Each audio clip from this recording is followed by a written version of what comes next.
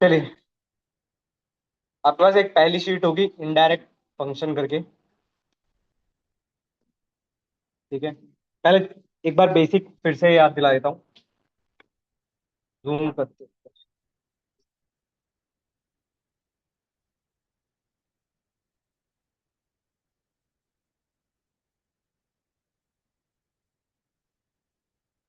चलिए देखिए, एक बार फिर से याद दिलाता हूँ आपको इनडायरेक्ट के बारे में। आपके पास कोई भी वैल्यू कहीं पर भी रखी हो सकती है। फॉर एग्जाम्पल हमने हेलो लिखा था और फिर हमने फंक्शन यूज किया था इनडायरेक्ट। ठीक है, इनडायरेक्ट में रेफरेंस पास किया था हम लोगों ने डबल कोट्स के अंदर। ठीक है, जैसे ये हेलो किस सेल पर रखा हुआ है, J8 तो J8 यहां पर लिखा हमने। आप एंटर करोगे, हेलो आ जाएगा। फिर हमने एक और देखा था कि हमने लिखा किसी और सेल पर J8 और फिर हमने यूज किया था इनडायरेक्ट और फिर हमने ये सेल पास कर दिया था विदाउट डबल कोट। याद है कुछ ऐसा? तो फिर हमें क्या मिलेगा, हेलो। तो इनडायरेक्ट का काम क्या है, आपको कोई भी रेफरेंस पास करना है डबल कोट्स के अंदर। इसमें डाउट है पूछो, फिर क्वेश्चन ही है, इस पे प्रैक्टिस है। करें स्टार्ट। एक छोटा सा ट्राई करो पहले आप लोग। आपके पास एक डेटा होगा यहाँ पर, B18 पर क्या वैल्यू है निकाल कर लाइए। छोटा सा ही क्वेश्चन है। B18 पर यहाँ पर 25th रो पर आपको निकालना है कि क्या रखा हुआ है। B18 पर निकालिए। छोटा सा ही क्वेश्चन है।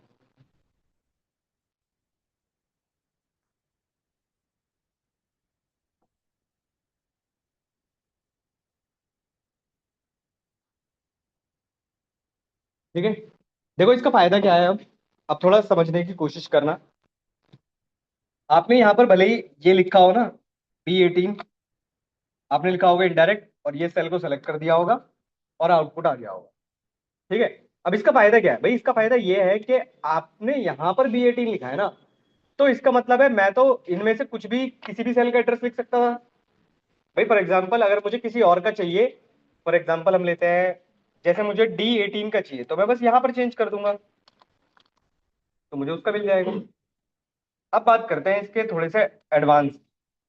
अब एक छोटा सा क्वेश्चन पहले समझो, फिर मैं आपको एक कराता हूँ। आपके पास एक शीट होगी डेमो करके।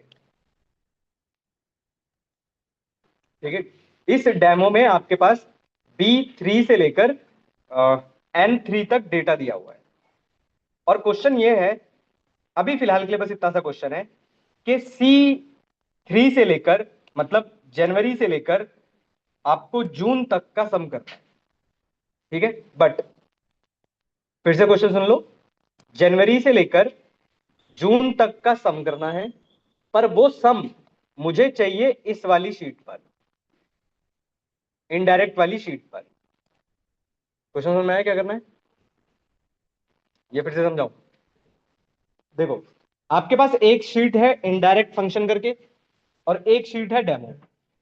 डेमो में डेटा दिया हुआ है। डेमो की शीट का जनवरी से लेकर जून तक का सम मुझे इनडायरेक्ट वाली शीट पर चाहिए। अब आया क्वेश्चन सुने, कर सकते हो ट्राई। अभी इनडायरेक्ट छोड़ो, इनडायरेक्ट के बाद में बात करेंगे, वो तो मैं सिखाऊंगा। अभी डायरेक्ट सोच सकते हो कैसे करेंगे। देखो कैसे करते हैं, डायरेक्ट सीख लो पहले। इक्वल टू, फंक्शन कहां लिखोगे हमेशा, जिस शीट पर आपको आउटपुट चाहिए। तो मैंने इस शीट पर लिखा सम। किस शीट पे है डेटा हमारा, डेमो पे। तो डेमो पर गए, डेटा सेलेक्ट किया जहां से लेकर जहां तक चाहिए। अब ये ऊपर की तरफ जो फॉर्मूला लिख कर आ रहा है आपके पास, पूरा सेलेक्ट करने के बाद F4 प्रेस करना कंपलसरी है। ये चीज का ध्यान रखिएगा। तो वापस F4 प्रेस करने से क्या होगा, आप वापस कहां आ जाओगे, उसी शीट पर, और एंटर करोगे तो आपको सम भी मिल जाएगा। पूछो डाउट। हम्म,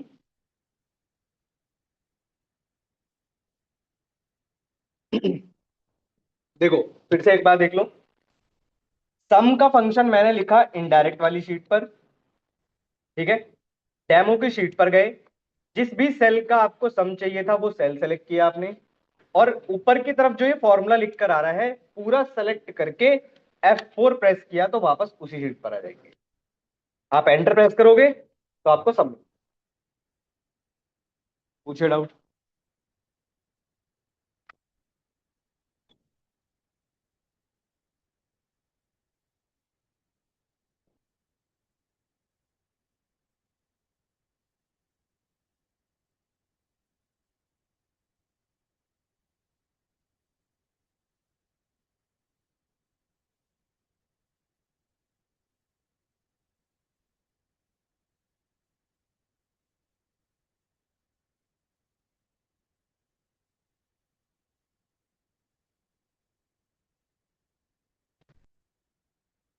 ये आया समझ में? फंक्शन F4 चलेगा आपके लिए लॉक। हाँ,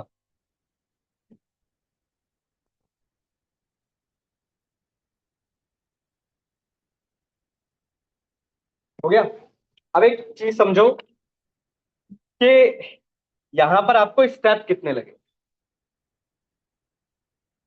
कितने स्टेप लगे आप इस क्वेश्चन को सॉल्व करने के लिए। हमें 3 स्टेप्स मानकर चलते हैं, 3 स्टेप्स लगेंगे मिनिमम।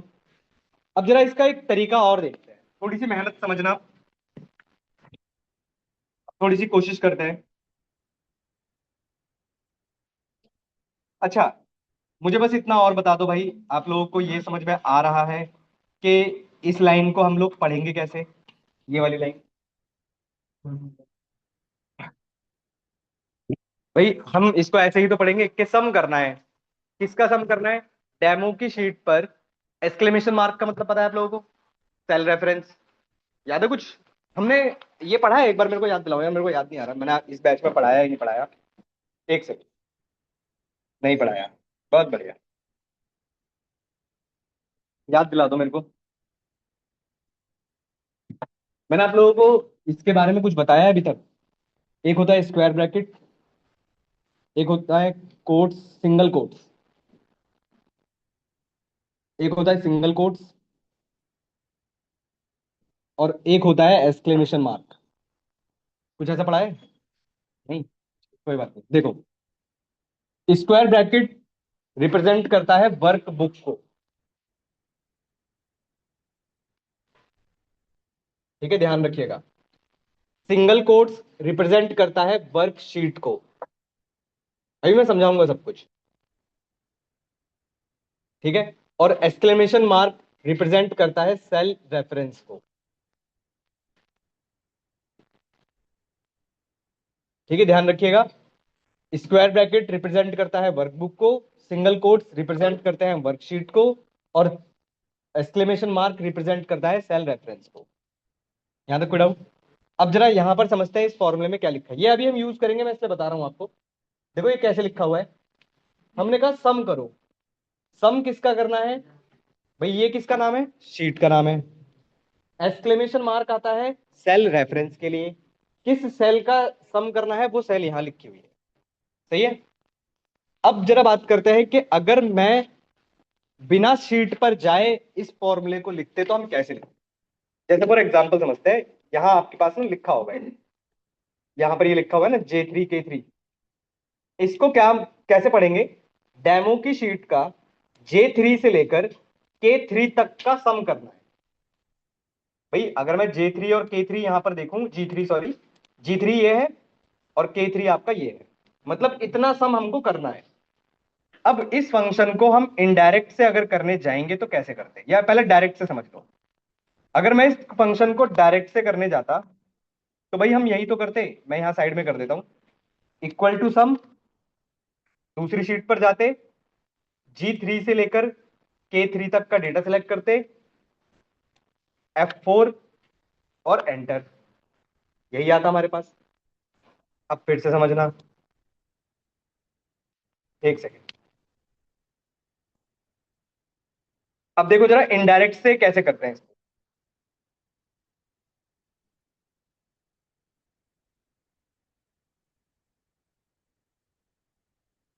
एक सेकेंड यार, इसको थोड़ा सा ना मिनिमाइज करना पड़ेगा।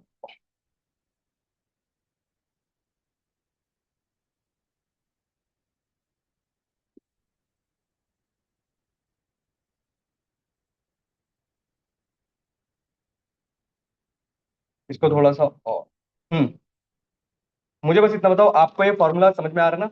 सम डेमो शीट सेल रेफरेंस बीच में एक्सक्लेमेशन मार्क है, G3 से लेकर K3। अब इसको अगर हम इनडायरेक्ट से करने जाएं तो कैसे करेंगे? देखो जरा, इक्वल टू इनडायरेक्ट, सही है, सॉरी, सम करना है ना, तो सम इनडायरेक्ट। यहां तक कोई डाउट? अब पहले आप बस इतना देखो कि आपको यहां पर इस सम के अंदर क्या दिखाई दे रहा है? डेमो शीट का नाम। क्या शीट का नाम तो ये भी लिखा है ना मेरे पास? ये बात समझ पा रहे हो? मैंने इनडायरेक्ट के अंदर क्या पास कर दिया? C33, क्योंकि C33 पर भी क्या लिखा हुआ है? डेमो लिखा हुआ है। ये बात समझ पा रहे हो? फिर एंड, एंड पता नहीं किससे लगाते हैं? कॉन्केटिनेशन के लिए, याद है? क्यों लगाया है? क्योंकि हमें बीच में ये एक्सक्लेमेशन मार्क भी तो लेकर आना है। तो एंड और डबल कोट्स के अंदर ये एक्सक्लेमेशन मार्क, क्योंकि कॉन्केटिनेशन करना है। यहां तक कोई डाउट? फिर इसके बाद क्या है? G3। क्या G3 हमारे पास यहां नहीं लिखा है? फिर बीच में आप देखोगे तो कोलन्स भी हैं, तो फिर से एंड, डबल कोट्स, मतलब कोलन्स। और कहां तक का सम करना है? कहां तक का सम करना है? C35 K3 तक का। Bracket close, bracket close, enter करोगे सेम ही आउटपुट आएगा। अब ये कैसे वर्क किया, या पहले समझाओ या लिख रहे हो? कौन सा हाइफन भाई? एंड के बाद वाला कोलन। कॉलन का ये कैसे दिया? कीबोर्ड पे देखो, कीबोर्ड में कीबोर्ड में कहाँ है ये भाई? ये तो ये होता है, शिफ्ट दबाकर लगाओगे आ जाएगा।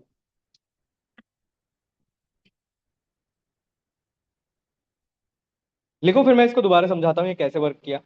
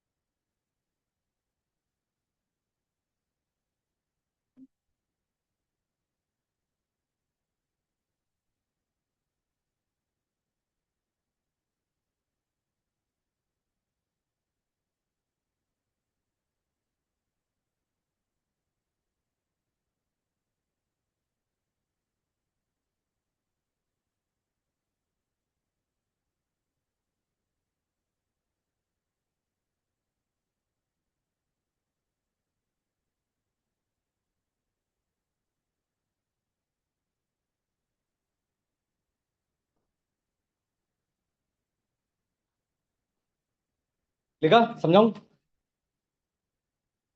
देखो समझाऊं इसको?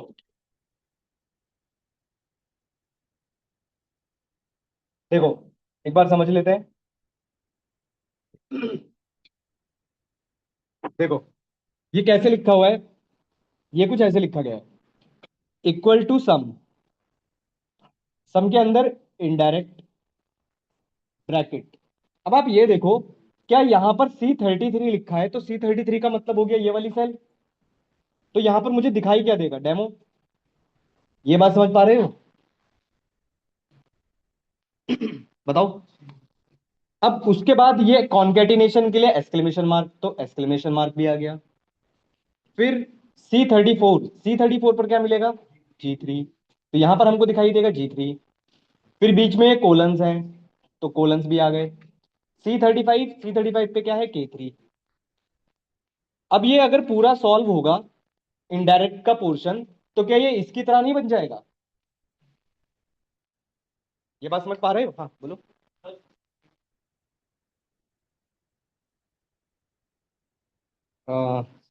एंड के बाद ये इसकी बात कर रहे हो? अगर मैं देखो, ये टेक्स्ट टाइप डेटा है। डबल कोट्स के अंदर जब भी कुछ लिखा जाता है वो कैसा होता है? Text type data. कॉन्केटिनेशन करना है तो आपको टेक्स्ट टाइप डेटा तो देना पड़ेगा। कॉन्केटिनेशन करने के लिए भाई आप सम लिखते हो तो सम में ये एक्सक्लेमेशन मार्क आता है ना, अपने आप आ जाता है वहां तो, सम लिखने के बाद ही तुरंत आ जाता है। पर यहां पर अपने आप नहीं आएगा, यहां पर हमको लिखना पड़ेगा, और लिखने के लिए हमें कॉन्केटिनेशन करना पड़ेगा। क्लियर? चलें एक और क्वेश्चन पे, आओ जरा। थोड़ा सा मेहनत लगेगी भाई, थोड़ी सी मेहनत करो। कल मैंने शायद एक क्वेश्चन दिया था क्या, इनडायरेक्ट का शायद एक क्वेश्चन भी तो दिया था, वो पहले करना है या पहले कुछ अलग करना है? कुछ अलग करते हैं, घर बैठते हैं। तूफान ही नहीं बोला, चलो अच्छा है। चलो कल वाला क्वेश्चन कर लेते हैं पहले, थोड़ा कोशिश करूंगा समझाने की, क्योंकि कम से कम 15 मिनट लगेंगे, कम से कम 15 मिनट। देखो, मेरे को एक बार डेटा याद दिला दो, क्या था? प्रोडक्ट क्वांटिटी ईयर प्राइस, ठीक है। प्रोडक्ट नोकिया,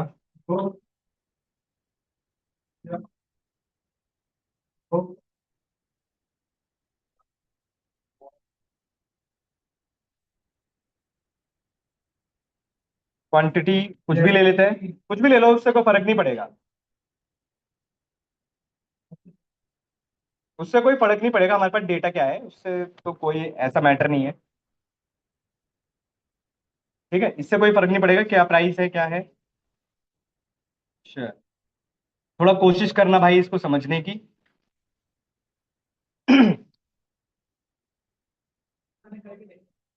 अच्छी बात है।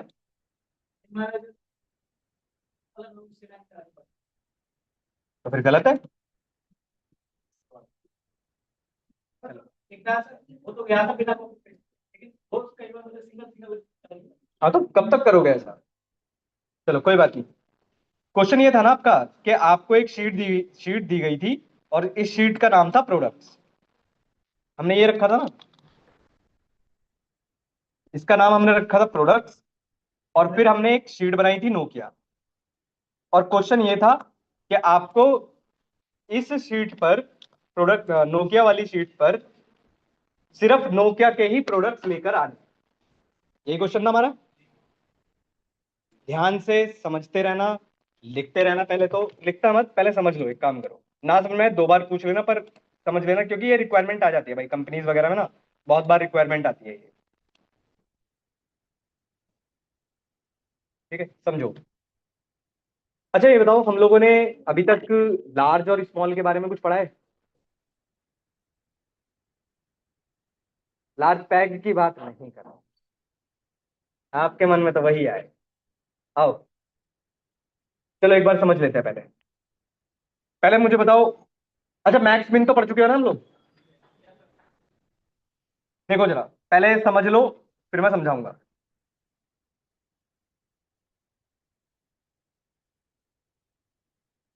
पहले लार्ज और स्मॉल को समझ लो, छोटा सा एक पार्ट है।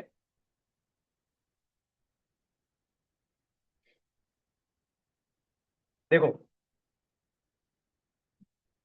पहले इसको समझ लो, छोटी सी एक पोर्शन है यहाँ पे, यूज होगा, क्योंकि अगर मैं आपसे कहता कि इसमें से मैक्स क्या है, तो आप कहते कि सर मैक्स को सेलेक्ट कर लो और हमें पता चल जाएगा मैक्स क्या है। ये हम कर चुके हैं। मिन की बात होती तो आप कहते मिन इक्वल्स टू मिन का फॉर्मूला लगा लेते हम लोग, और सेलेक्ट कर देते, हमें मिन भी पता चल जाता। ये क्लियर हो ना, मैक्स और मिन में। अब बात करते हैं, इसी तरह दो फंक्शंस और होते हैं आपके पास, एक होता है लार्ज और एक होता है स्मॉल। डिफरेंस समझना दोनों में, यहां पर मैं लिख रहा हूं लार्ज और यहां पर मैं लिख रहा हूं स्मॉल। अभी मैं इसको हटा दूंगा, डिलीट कर दूंगा, क्योंकि इस शीट पे मैं काम करता है। इक्वल्स टू लार्ज, लार्ज के दो पैरामीटर्स हैं, पहला है एरे और दूसरा है के। समझना इसका क्या मतलब है, ये होता है एरे। लार्ज का मतलब समझना, लार्ज और मैक्स में डिफरेंस क्या है।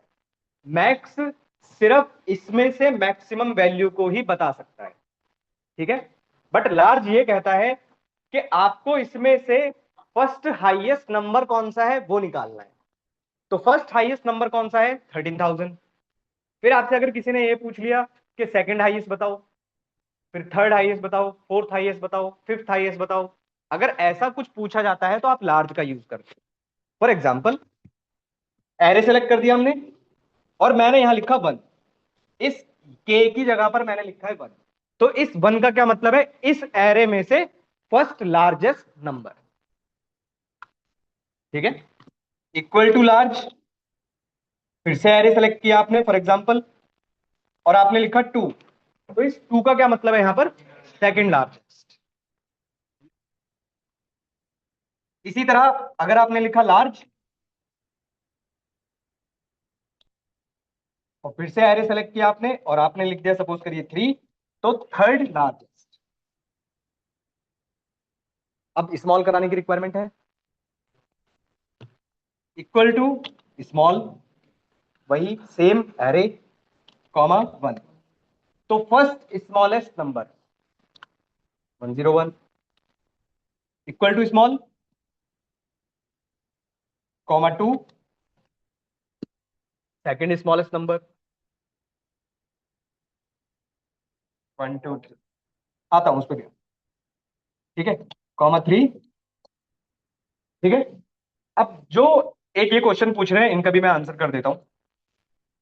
अगर लिखा जाए equal to large, for example array हमने सेलेक्ट किया ये, ठीक है, कॉमा के मांग रहा है आपसे, के पर कितने वैल्यूज पास कर सकते हो, एक या बहुत सारे? तो मैं 1 2 3 कैसे लिख, पहला पॉइंट तो यही। ठीक है, पहली मिस्टेक ये। दूसरा, कर सकते हैं, ऐसा नहीं है कि नहीं कर सकते हैं, पर फिर मुझे कैसे पास करना पड़ेगा? कुछ ऐसे 1 2 3। पर इस तरीके से अगर मैं पास करता हूं और एंटर करूंगा तो मेरे पास मिलेगा क्या? बस फर्स्ट लार्जेस्ट। बात समझ पा रहे हो? तो इस तरीके से पास नहीं किया जाता है। पर हाँ, ये कब यूज करोगे?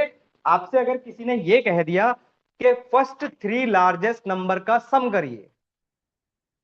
क्वेश्चन सुनो, आपको अगर क्वेश्चन आता है कि फर्स्ट 3 लार्जेस्ट नंबर का सम करना है, तो ये एग्जैक्ट ऐसे ही लिखोगे, और सम करना है तो क्या लगा दोगे? बस इससे पहले सम।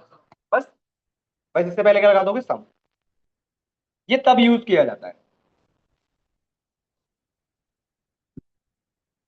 ठीक है, पर अगर बिना सम के यूज करोगे तो सिर्फ जो पहले लिखा है आपने, जैसे 1 पहले लिखा था तो फिर फर्स्ट लार्जेस्ट, आपने 2 पहले लिखा होता तो सेकंड लार्जेस्ट। तो इस तरीके से यूज नहीं करते। इन दोनों में डाउट है पूछो, स्मॉल और लार्ज में, क्योंकि ये यूज होंगे। ड्रैग क्यों करोगे भाई? एक बात बताओ, ड्रैग कब करते हैं? अच्छा, ड्रैग करते कब है? जब आपको मल्टीपल वैल्यूज के लिए मल्टीपल आउटपुट निकालना होता है। पर अगर सिंगल आउटपुट निकालना है तो ड्रैग करोगे? नहीं करोगे भाई। पर अगर करना है तो फिर रिक्वायरमेंट अलग चीज। हटाओ इसको। अब ध्यान से समझना, अब ये वाला क्वेश्चन करा। अच्छा, ध्यान से समझिएगा, मुझे बस इतना बताओ, इस प्रोडक्ट की शीट पर नोकिया किस किस रो पर रखा हुआ है? 2 4 6। तो इसका मतलब यही है ना कि अगर मैं इस शीट की रो नंबर 2, रो नंबर 4 और रो नंबर 6 किसी भी तरीके से इस शीट पर ले आऊं तो मेरा काम हो सकता है। ये बात समझ पा रहे हो? क्योंकि अगर आप देखोगे तो नोकिया 2 पर अगर रखा है तो पूरा नोकिया की ही इंफॉर्मेशन रखी है, और रखी किस पे? 2 पे ही रखी है, फिर 4 पर रखी है, और फिर 6 पे रखी है। अब ध्यान से समझना, देखो मैं कैसे लिख रहा हूं। और एक और चीज आप मिस्टेक कर दोगे, जब आप इस वाली शीट पर काम करोगे तो फॉर्मूला सेकंड रो से ही लिखना स्टार्ट करना। इस साइड लिखना, इसके अंदर नहीं, यहां पर कहीं पे लिख लेना, पर रो नंबर 2 पे ही लिखना। किसी भी रो पे मत लिखने लगना कि यहां लिख दिया आपने, नहीं, यहीं से लिखना स्टार्ट करना। रो नंबर 2 से क्यों बोल रहा हूं वैसे कोई बताएगा? क्योंकि हमारा जो डेटा रखा हुआ है वो रो नंबर 2 पे रखा हुआ है। ये बात समझ पा रहे हो? अब जरा देखो मैं क्या लिख रहा हूं, इक्वल्स टू इफ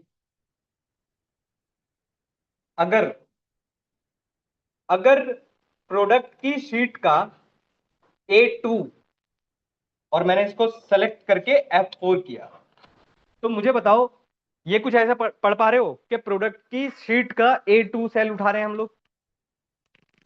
इतना बताओ बस। अगर इफ प्रोडक्ट की शीट का A2 इक्वल टू नोकिया होता है, ध्यान समझना, कॉमा, अगर ये कंडीशन ट्रू होती है तो ये वाला फंक्शन याद होगा आप लोगों को। क्या बताता है ये? रो नंबर बताता है, कॉमा, ब्लैंक डालकर छोड़ दो। एंटर करोगे तो रो नंबर कौन सी मिलेगी? 2 मिलेगी। ड्रैग करोगे, अब ड्रैग करके दिखाता हूं, 246 मिला। आया ही नहीं कुछ समझ में, है ना?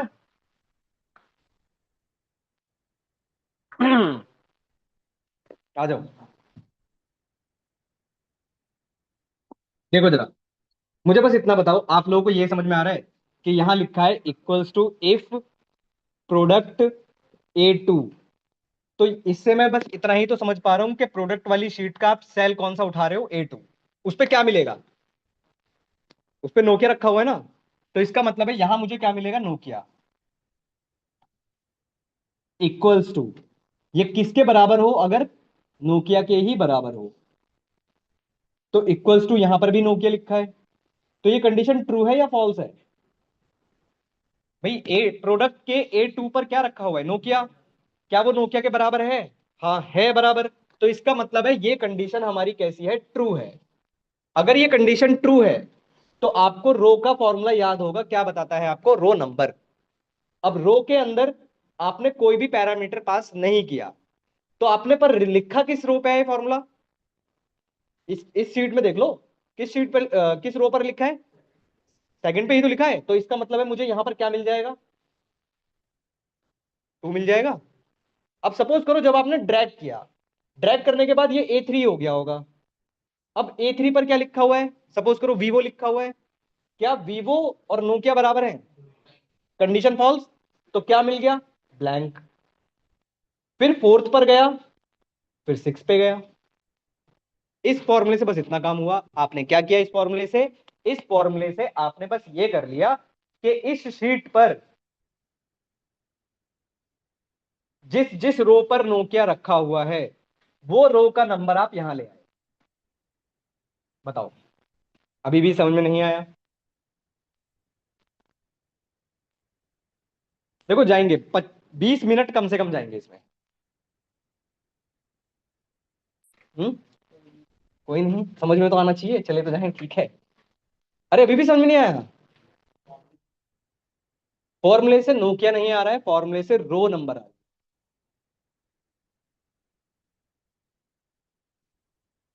अरे देखो भाई, आपको रो का फॉर्मूला याद है ना? रो का फॉर्मूला क्या करता है? सिर्फ रो नंबर बताता है कि किस सेल पर आप ये नंबर लिख रहे हो, किस सेल पर ये फॉर्मूला लिख रहे हो।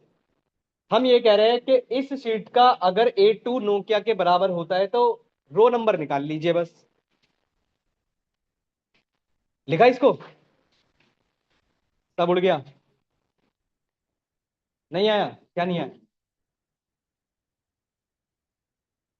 46 नहीं आया? कौन सी सेल पर लिखा है फॉर्मूला? रो नंबर बताओ। F2 पे लिखा है, चलेगा? क्यों नहीं चलेगा? अरे अच्छा, फॉर्मूला लिख रहे थे, एक सेकंड एक सेकंड, लिख लो फॉर्मूला, अगर लिख रहे हो तो। देखो ये पूरी क्लास इस क्वेश्चन में ही निकल जाएगी हमारी।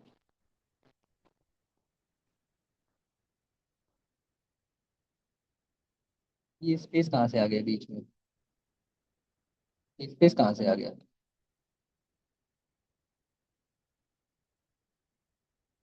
आपने शीट में क्या स्पेस दे दिया है क्या? शीट में स्पेस नहीं दिया जाता सर जी।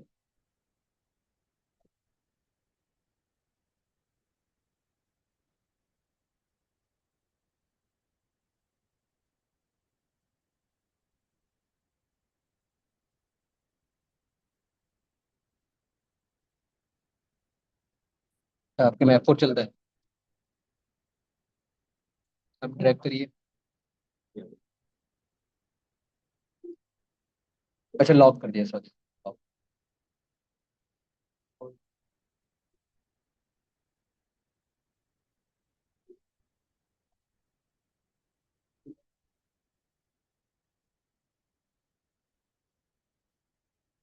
आपने स्पेस दे रखे होंगे, 100% स्पेस दे रखे हैं।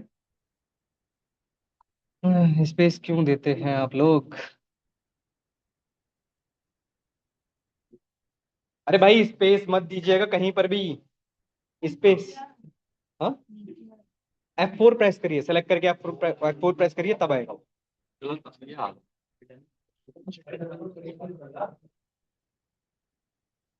प्रोडक्ट की शीट का है, नाम है इसका प्रोडक्ट। ऐसे थोड़ी ना, शीट का नाम। अरे भाई साहब आप लोग, मुझे समझ में नहीं आ रहा एक चीज। पहले तो आप लोग पता है क्या मिस्टेक करते हो? आप जब शीट का नाम रखते हो तो पता नहीं क्यों स्पेस दे देते हो। आपको पता भी नहीं चलता, आप स्पेस भी दे देते हो। अरे भाई एक बात बताओ, जहां पर आपने प्रोडक्ट लिखा फॉर एग्जाम्पल, और मैंने बाई चांस मिस्टेक से यहाँ पर स्पेस दे दिया, क्या ये स्पेस मुझे कभी दिखाई देगा? तो भाई एंटर करोगे आपके पास आउटपुट ही नहीं आएगा यहाँ पर। आप जो करने की कोशिश कर रहे होगे, पहली मिस्टेक तो ये। दूसरी मिस्टेक, आप ये जो नाम लिखते हो इनमें भी स्पेस दे देते हो। जैसे नोकिया लिखा, अब नोकिया के बाद जहां जहां नोकिया लिखा होगा वहां पर भी स्पेस दे दिया होगा आपने, मिलेगा ही नहीं आप लोगों को।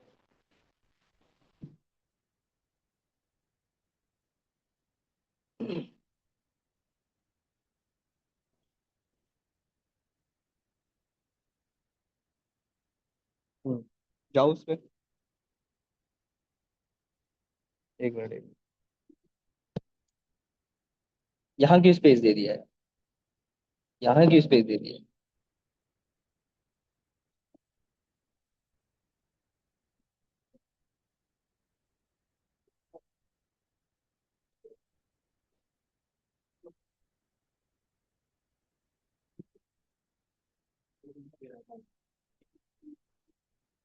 F4 चलता है, फंक्शन F4। हाँ फंक्शन है। आपने स्पेस दे रखा है क्या यहाँ पे? स्पेस दे रखा है मैडम आपने।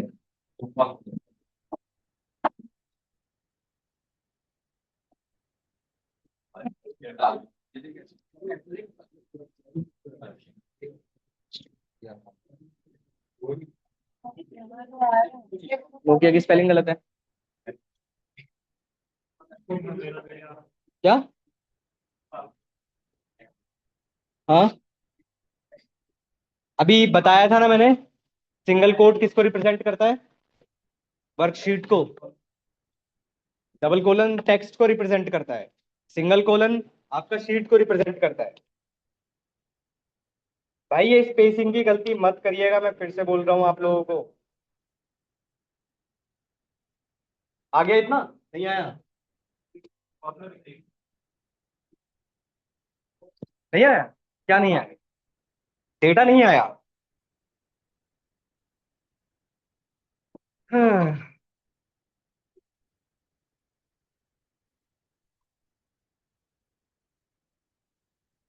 शीट का है प्रोडक्ट की, उसका नाम प्रोडक्ट है। शीट।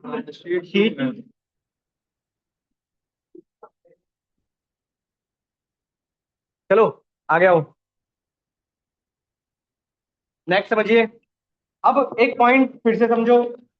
चलो यहां से हमें रो नंबर तो मिल गए कि कहाँ कहाँ नोकिया लिखा हुआ है, ठीक है। पर ये बीच में ब्लैंक भी तो आ रहे हैं, ये भी हमारे लिए एक प्रॉब्लम है। अब फिर से समझना, अब यहाँ पर वो स्मॉल हमें हेल्प करेगा थोड़ी सी। देखो यहां पर साइड में लिखता हूं, इक्वल टू स्मॉल। ठीक है, ध्यान से समझिएगा।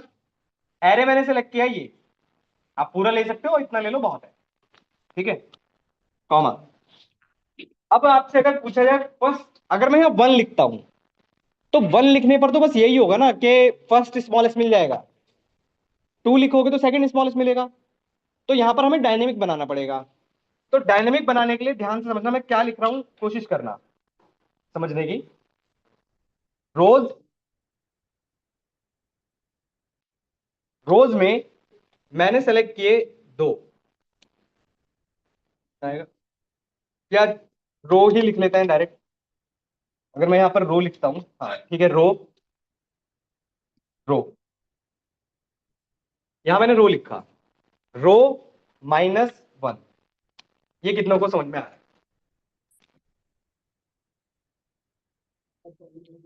सब ऊपर से जा रहा है। हाँ सुनो, ये समझ में आ रहा है क्या लिखा है? चलो एक चीज समझो, अब मुझे बस इतना बताओ, इसमें से फर्स्ट स्मॉलेस्ट ये है, सेकंड स्मॉलेस्ट ये, थर्ड स्मॉलेस्ट ये, कौन सी रो पर ये फॉर्मूला लिखा गया है? सेकंड। तो इस रो की जगह पर मुझे क्या दिखाई देगा? 2।